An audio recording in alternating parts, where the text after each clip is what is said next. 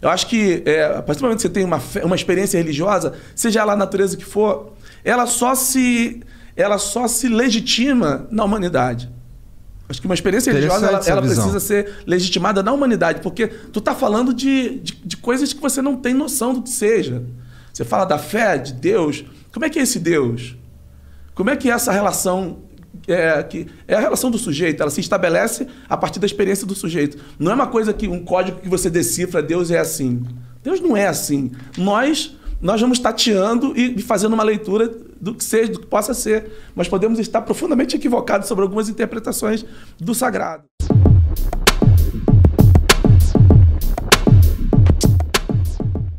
E o que te levou para a igreja, cara? Que eu não sei. Tu falou que tu queria da favela. Sim. E aí, quando tu tava lá, era moleque, tu já ia pra igreja? Então, mãe te levava pra igreja? Eu fui pra igreja num tempo assim, muito difícil, porque eu sou filho de mãe solteira, uma mulher negra que deu à luz a 3 filhos, com 16 anos já era mãe. E aquela dificuldade toda de logística de filho, de criação de filho, de lugar para morar. A gente foi despejado muitas vezes. Não estou contando nenhuma história triste, não. Essa é a história da maioria de pessoas que são da favela, e a maioria são negros da favela, que vivem uma realidade complexa pra caramba. E com mais ou menos 13, 14 anos, meus amigos estavam tudo metendo o pé pro tráfico, né? Tava todo mundo indo pro tráfico. E foi muito complicado, pro crime. Então comecei a ver amigos morrerem na minha frente, levando tiro. Eu falei, cara, isso não é pra mim, cara. Mas eu não tinha um lugar, não tinha uma alternativa social para ir. Era o meu ambiente. Eram os meus amigos que jogavam bola e se matavam ali, no meio do campo. Surgiu a oportunidade do tráfico, iam para lá. Surgiu a oportunidade de roubo, eles estavam indo. E eu não me encaixava naquele universo. Mas convivia muito bem com eles. Então, a minha chegada na igreja foi quando um amigo que estava no nosso meio saiu, sumiu, todo mundo achou que ele tinha morrido, que ele aprontava pra caramba, e de repente ele aparece falando assim, cara, olha, eu tô indo num lugar que me deu uma aliviada, que mudou a minha vida. E eu fui nesse lugar e foi bem bacana, porque eu descobri uma juventude, uma galera da minha idade, que alguns tinham saído do tráfico, alguns tinham saído da pesada, assim, e estavam mudando de vida. Eu falei, cara, é o lugar que eu estou procurando. Então, essa ida minha para a igreja tem muito a ver também com uma alternativa social. Ela tem a ver com a espiritualidade, mas ela tem a ver com uma possibilidade de você fazer um caminho diferente. Entendi. Então, para mim, foi bem bacana nesse sentido. Eu acho o seguinte, que não só o cristianismo, mas eu vou falar do cristianismo, que é meu lugar. Ele pode ser altamente emburrecedor e alienante, a partir do momento em que ele se propõe a ser um projeto de poder. Seja esse poder político, um poder da mente, do controle da mente, do capital, do medo. Porque não tem nada melhor para uma religião do que trabalhar com medo. Com certeza. Quando você pensa, o cristianismo pode ser isso, ou pode ser, a referência pode estar em Jesus de Nazaré, que foi aquele carpinteiro de vida simples, que relacionava com todo mundo, que não exaltava o templo. Ele fala, pode destruir que eu faço o templo em 3 dias. Ele não está falando do templo físico, ele está falando do templo da nossa vida, que nós somos o templo. Então ele relativiza esse poder do templo, ele relativiza o poder do dogma, a partir do momento em que ele inclui pessoas que dentro do contexto do dogma não estaria presente. Ele acolhe publicanos, pessoas que tinham comportamentos do ponto de vista religioso reprovável, mas ele acolhe dando oportunidade de mudanças na caminhada. Então, o cristianismo pode ser um lugar de controle, um projeto de poder, que se expressa na política, que se expressa nesse controle dos templinhos sendo uma base de controle, uma base de manipulação de seres humanos, ou ele pode ser uma coisa que se assemelha mais à vida onde ele acontece na história, na caminhada. Você aprende não a partir dos dogmas, a partir de uma coisa que está dentro de você. Porque o cara não precisa ter religião nenhuma para saber, para ter um mínimo de senso de respeito. Aliás, Deus não é o nome de Deus, Deus é um título, né? Qual é o nome de Deus? Sei então lá. É uma pergunta interessante, né?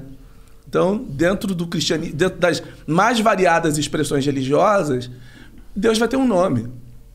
Mas, na verdade, Deus não é o nome de Deus. Deus é maior que o nome dele, né? É maior que o nome dele. Maior do que as religiões, maior do que o cristianismo, inclusive, que dentro do Ocidente é a maior religião. Então, assim, eu penso muito o sagrado a partir dessa expressão. E isso é libertador, isso é liberdade.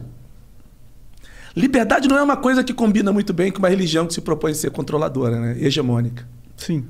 Você imagina essa linguagem, por exemplo, a partir do século XVI, que o continente africano é submetido ao crivo da igreja protestante e católica e é colocado como um continente amaldiçoado. Caralho. E que a Europa, agora cristã, tem autoridade de controlar a África porque os negros africanos são filhos amaldiçoados de Noé e eles precisam de salvação e nós somos os salvadores. Porque os colonizadores não chegavam na África e não vieram para a América na condição simplesmente de missionários. Eles vieram na condição de colonizadores, de donos.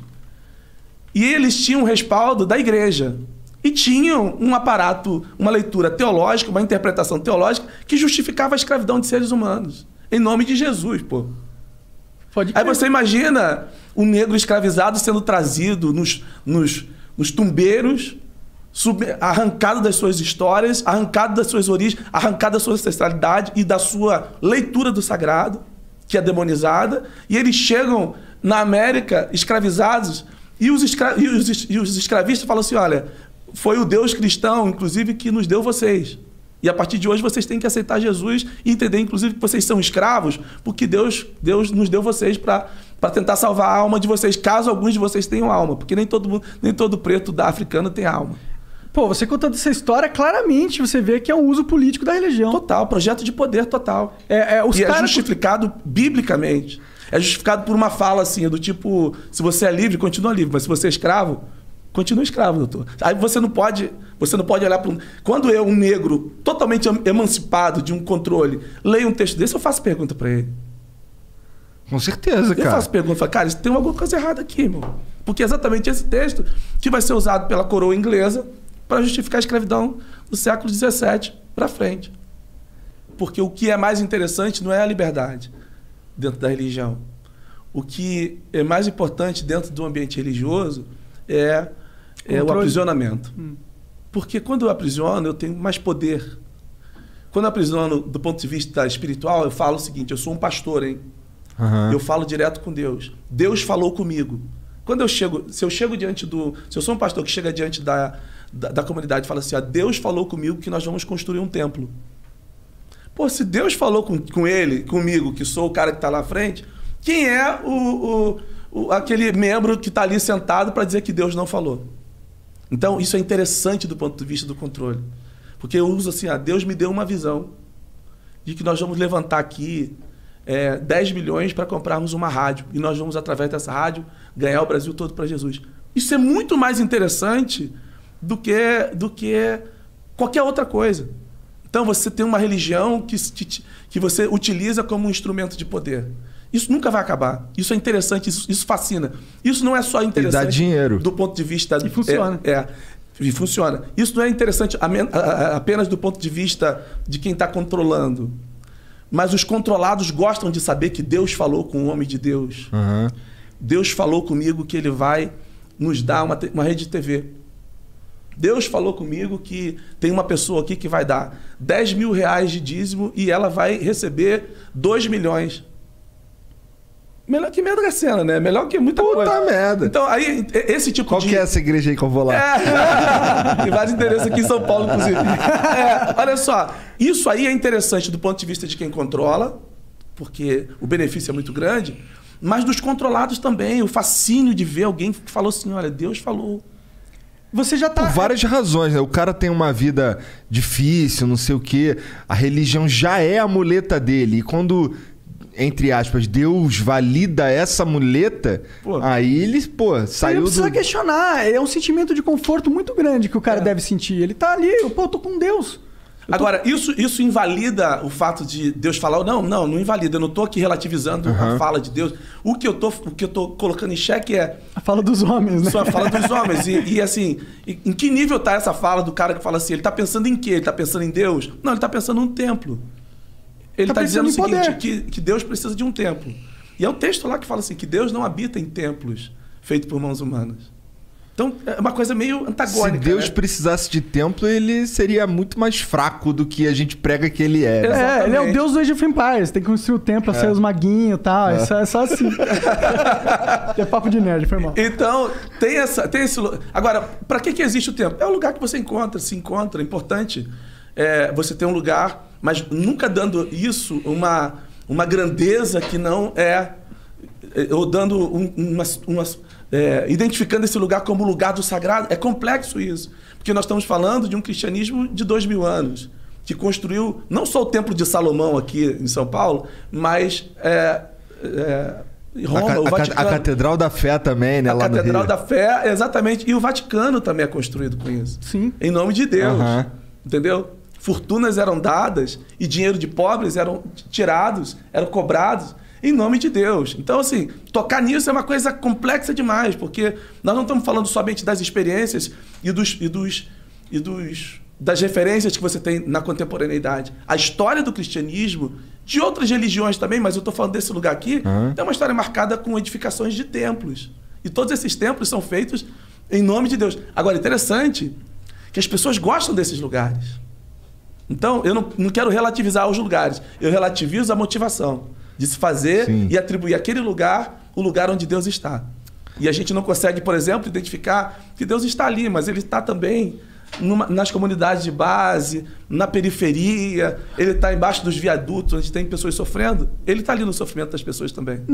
Assim, uma parada que meu pai me falava bastante era: todos os caminhos levam a Deus. Tu acredita em algo nesse sentido? O que eu acredito é o seguinte, que a experiência que te conecta com Deus não é uma experiência de um segmento, de um setor. Entendi. A gente estava falando de ateus, né? Que a gente estava... Às vezes, o ateísmo dele está sobre esse título, Deus.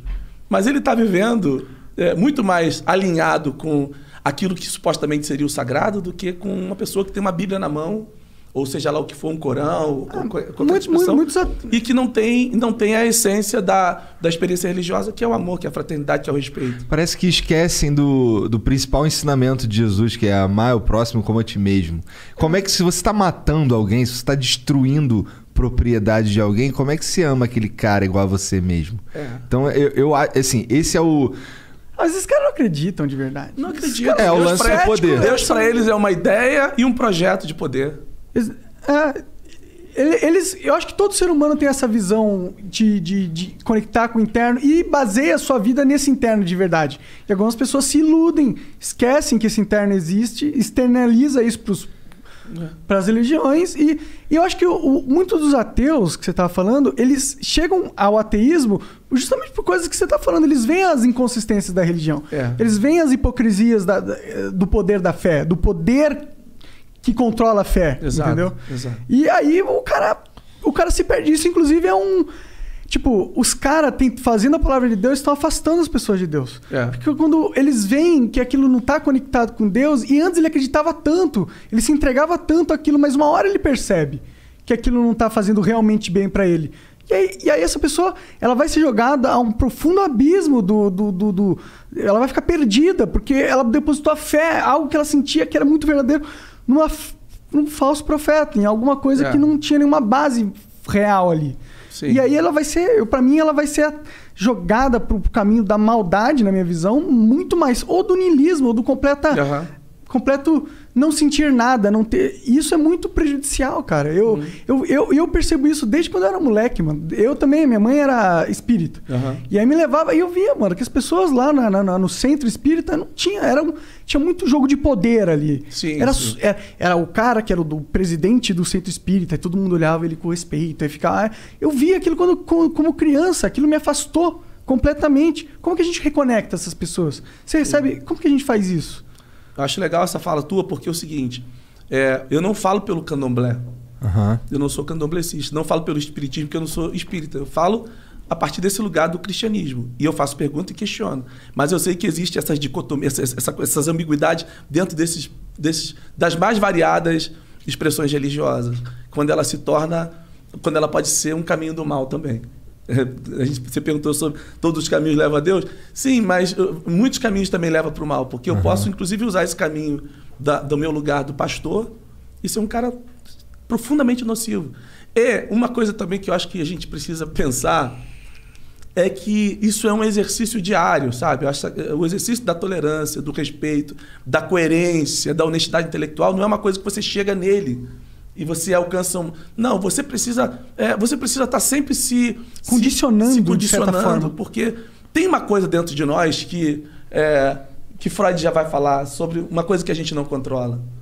Então você não chega num lugar de consciência onde tudo que você pensa e faz é coerente. Você vai viver as suas próprias ambiguidades. Então você ter essa noção de quando é que tem um bicho dentro de você que está reagindo e quando é que a coerência está prevalecendo. Porque tem coisas que a gente não controla. É fácil a gente falar também de um lugar que você não está, que está rolando aqui 2 milhões de dízimos, não sei o quê, entendeu? Vamos botar aqui, ó, 1,5 milhão. Vamos botar 1,5 milhão aqui e um de nós vai levar esse 1,5 milhão para casa. Cara, tudo acontece. O ser humano se transforma para chegar nesse lugar, não é não? Não, a gente está vendo isso no Big Brother. A gente está vendo exatamente isso aí.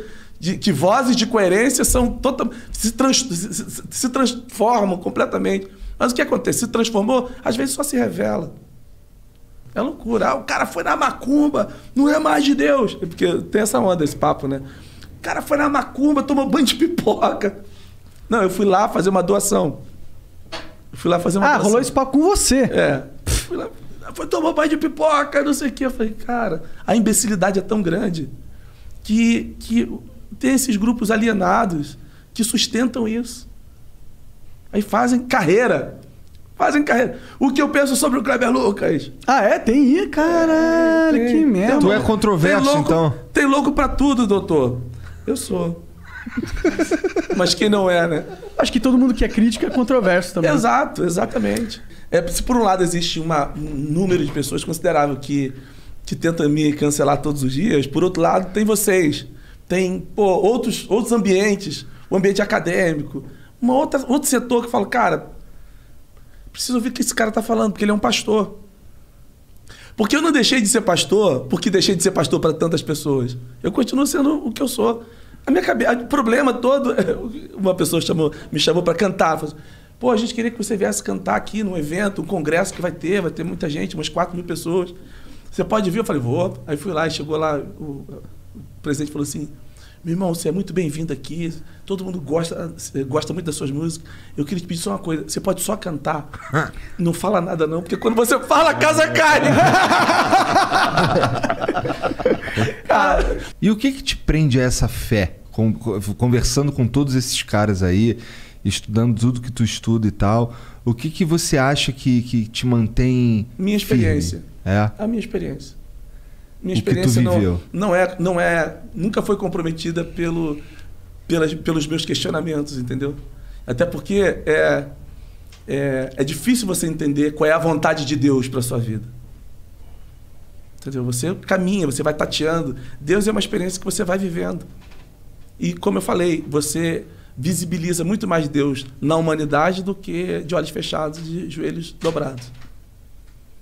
Eu sinto muito mais a presença dele quando eu estou ajudando pessoas, quando eu estou sentado ali ouvindo, como 2 semanas atrás eu estava em casa e chegou uma pessoa, 1h da manhã, falou, cara, sou um líder, tem mais de 5.000 pessoas que me seguem, estou com um problema muito sério e só pensei em você, por isso que eu vim bater na sua casa. Eu me identifico muito mais com Deus que bateu na minha casa através daquela pessoa. Ele falou, porque eu sabia que era o único lugar que eu podia chegar e não ia ser cobrado nem julgado. Eu preciso de ajuda. Pô, bicho, isso é lindo, cara. Sim, cara. Porque quando eu tô nessa onda minha, eu também tenho a quem recorrer. Então, a minha experiência com o sagrado diz muito mais sobre a minha permanência dentro desse ambiente do que propriamente a identificação com as falas ou a representação de falas. Entendeu? Tem uma galera que eu dialogo, mas eu dialogo muito com gente fora do cristianismo também. E eu acho isso ótimo, tem que dialogar. Especialmente pelo fato de ser visto e respeitado como pastor, cara. Agora, vai perguntar pro cara, o que você acha do Kleber? Pô, aquele que foi na macumba... Ganhar um banho de pipoca. Ganhar banho de pipoca. Cara, olha só, nada contra a experiência do outro. O meu cristianismo está descolonizado, doutor. Ele não é hegemônico. Algo que sua fé, a sua crença é tão forte que você pode se submeter à experiência do outro e você continua. Mas você vê como é que é alienante a experiência, o cristianismo. É medo de gostar. Medo de gostar. Talvez, né? Tem alguma coisa ali que a pessoa tá... Por que tá tanto assim, né, cara? Ele, pô, não, tô aqui, caralho, pô, aqui não... O cara falou que eu não posso transar, mano. Pô, aqueles caras ali tão transando. Puta merda, eu vou ter que falar que é do diabo o bagulho, cara.